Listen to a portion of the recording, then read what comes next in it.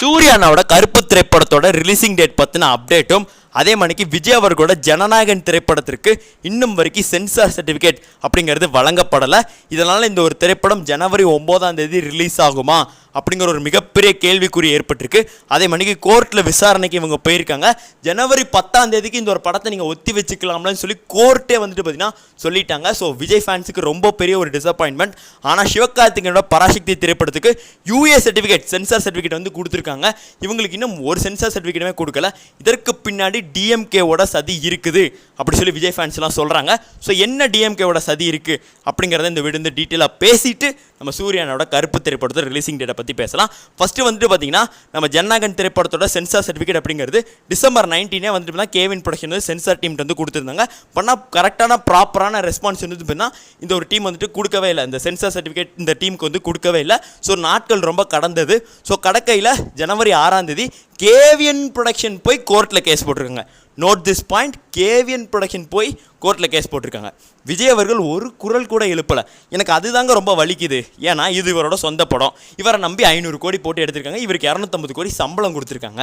அப்போ இவர் நியாயமாக என்ன செஞ்சுருக்கணும்? இவர் வேற ஒரு அரசியல் கட்சி தலைவர். இவர் நியாயமாக குரல் எழுப்பியிருக்கணும்ல. இந்த சென்சார் சர்டிஃபிகேட் வந்துட்டு பார்த்தா சென்ட்ரல் கவர்மெண்ட் கிட்ட இருக்குது, அதாவது மோடி அவரோட அரசாங்கத்தை இருக்குது. அப்போ கன்ஃபார்ம் அவர் வந்து பார்த்தா குரல் எழுப்பியிருக்கணுமா இல்லையா? இதில் எதுவும் தப்பு இருக்கா? ஒரு தலைவனாக குரல் எழுப்பியிருக்கணும்ல. இது ஒரு சாதாரண ஒரு நடிகராக இருந்தாலே குரல் எழுப்பியிருப்பாங்க, அதான நியாயம். ஆனால் அவர் எதுவுமே வந்துட்டு பார்த்தா செய்யலை. இதே ஸ்டாலின் அவர்களுக்கு எதிரான மட்டும் ஒரு வீடியோ போட்டுறாரு.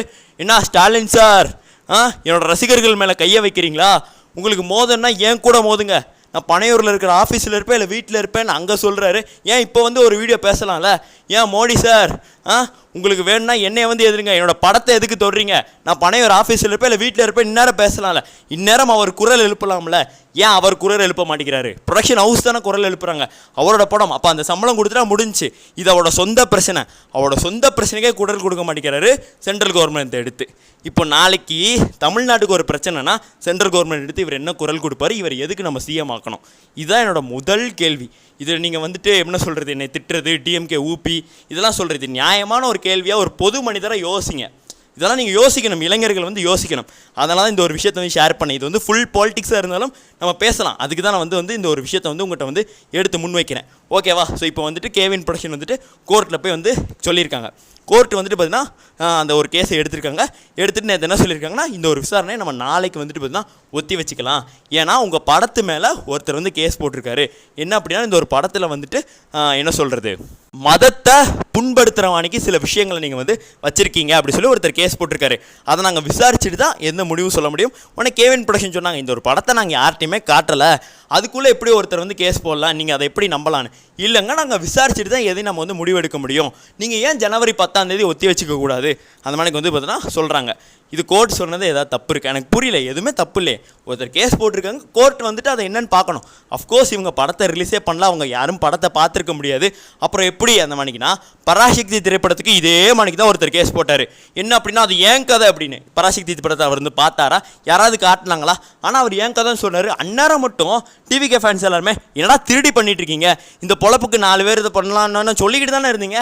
அந்நேரம் மட்டும், அதாவது மித்தவனுக்கு வந்தால் அது வந்துட்டு ஒரு பிரச்சனையும் இல்லை, நமக்கு வந்து அது ரத்தம், மித்தவனுக்கு வந்து அது தக்காளி சட்னி. கோர்ட் அந்நேரம் என்ன பண்ணாங்க?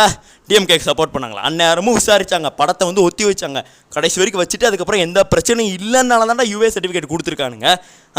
இதுக்கும் அவங்களுக்கு என்னடா சம்மந்தம்? ஆக்சுவலாக வந்துட்டு இப்போ என்ன சொல்கிறாங்கன்னா, உண்மையிலே பிஜேபிக்கு வந்து டிஎம்கேவை தான் பிடிக்கல அப்படின்னா இந்த ஒரு படத்தை ரிலீஸ் பண்ண விட்டுருக்கக்கூடாது. ஏன்னா இது ஹிந்தி எதிர்ப்பு படம். எல்லாமே கரெக்டாக இருந்தால் ரிலீஸ் பண்ணி தாண்டா ஆகணும். இல்லைனா பிரச்சனை ஆயிரும்ல. என்ன காரணம்னு கேட்பாங்கள்ல. உங்களுக்கு ஒரு பிரச்சனை இருக்குது, ஏன்னா ஒரு கேஸ் போட்டிருக்காங்க உங்கள் இதில்னு, அதனால தான் அவங்க வந்துட்டு தள்ளி வைக்கிறாங்க. யாரோட படமாக இருந்தாலும் அவங்க ஈக்குவலாக தானே பார்க்குறாங்க.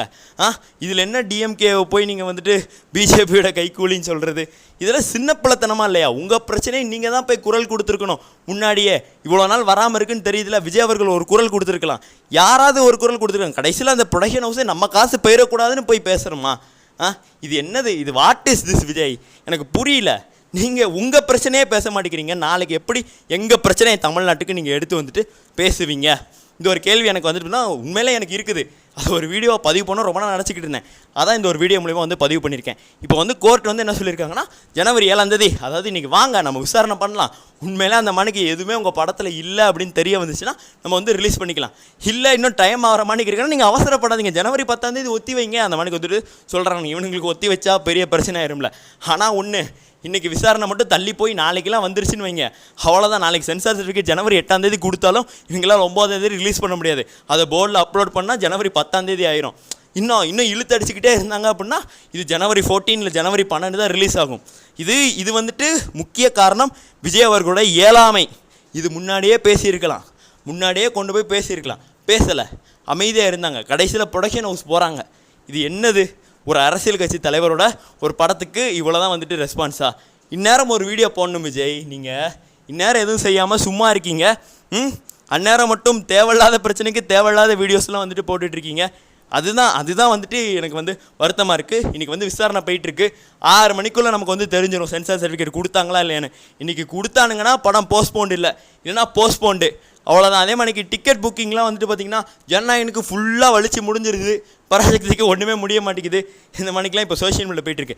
ஜனநாயகனுக்கு வந்துட்டு பார்த்திங்கன்னா இப்போ அரசியல் கட்சியெலாம் ஆரம்பித்து ஒரு செட்டப் வச்சுருக்காங்களே, அவங்க எல்லாமே அரசியல் கட்சி வேலையை பார்க்காம படத்தோட வேலையை பார்க்குறாங்க. அந்த மணிக்கு ஒரு சோர்ஸ்லேருந்து அப்டேட் கிடைக்குது. எல்லா டிக்கெட்டையும் வாங்கி பிளாக்ல விற்கிறாங்கன்னு. இது எனக்கு உண்மையிலே தெரியாது. நான் வந்துட்டு எனக்கு தெரியாது, அந்த மாதிரிலாம் வந்துட்டு சொல்கிறாங்க. ஸோ அதனால் பிளாக் டிக்கெட் யாரும் நீங்கள் வாங்கிடாதீங்க. என்ன வீடியோவை பார்க்குறவங்க அதை தான் நான் வந்துட்டு சொல்ல விரும்புகிறேன். அதுக்கு அஃபிஷியலாக நடக்குதா நடக்கலையெல்லாம் எனக்கு தெரியல. ஆனால் டிக்கெட் புக்கிங் அவ்வளோ வேகமாக ஓப்பன் ஆனே முடியுது. ஒருவேளை உண்மையிலே அவருக்கு ரசிகர்கள் இருக்கலாம், இல்லை பிளாக் டிக்கெட் விற்கலாம். ரெண்டில் எது வேணாலும் இருக்கலாம். விதாக இருந்தால் எனக்கு சந்தோஷம், ரெண்டாவது இருந்தால் நீங்கள் மாட்டிடாதீங்க. பொறுமையாக இருங்க. ஒரு 4 நாள் கழிச்சு கூட இந்த படத்தை பார்க்கலாம். ஒரு பிரச்சனையும் இல்லை. தியேட்டரில் ஓட தான் செய்யும். அதுக்கடுத்து யாருமே சீந்த இல்லாமல் போவோம் வீக் டேஸில். அந்நேரம் போய் பொறுமையாக பார்த்துக்கலாம். வேண்டாம், இங்கே பராசக்தி பாருங்கள், ஃப்ரீயாக இருக்குது, போய் ஜாலியாக பார்த்துட்டு வாங்க. அதுவும் ஃபாஸ்ட்டாக தான் புக் ஆகுது, இல்லைன்னு சொல்ல. அதே மணிக்கு கரூர் இன்சிடென்ட் திருப்பி நடக்கிறதுக்கான வாய்ப்புகள் இருக்குது. இந்த பராசக்தி அதே மணிக்கு ஜனநாயகன் 2 மோதும் போது சிவகார்த்திகேயன் ஃபேன்ஸ் அதே மணிக்கு இங்கிட்டு விஜய் ஃபேன்ஸ் 2 பேரும் அடிச்சுக்கிட்டு, ஸோ அந்த மணிக்கு அசம்பாவிதங்கள்லையும் நீங்கள் போய் மாட்டிடாதீங்க யாரும். ஸோ அதனால் போகவே வேண்டாம் நம்ம தேட்டருக்கு.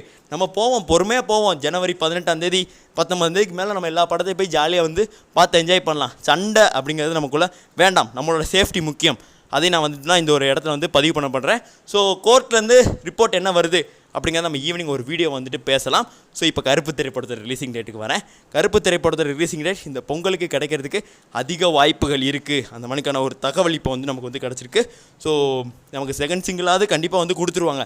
அது கிட்டத்தட்ட இப்போ கன்ஃபார்மு. ஸோ செகண்ட் சிங்கிளோட சேர்த்து இது தருவாங்களா அப்படி சொல்லி இப்போ ஃபேன்ஸ் ரெக்வஸ்ட் வச்சுட்டு இருக்காங்க. ஸோ மேக்ஸிமம் கொடுக்கறதுக்கான வாய்ப்புகள் இருக்குது. அப்படி கொடுக்கல அப்படின்னா இவங்க March 19 பிளான் பண்ணிட்டாங்க அப்படின்னு சொல்லி நம்ம வந்து தெரிஞ்சுக்கலாம். அப்படி இருக்கும்போது நமக்கு வந்து February 14 அடுத்து வந்து ரிலீசிங் டேட் அப்டேட் அப்படிங்கிறது வரும். ஸோ அதனால் காத்திருக்கலாம் அப்படின்னு சொல்லிட்டு இது ஒரு வீடியோ முடிச்சுக்கிறேன். நன்றி, வணக்கம்.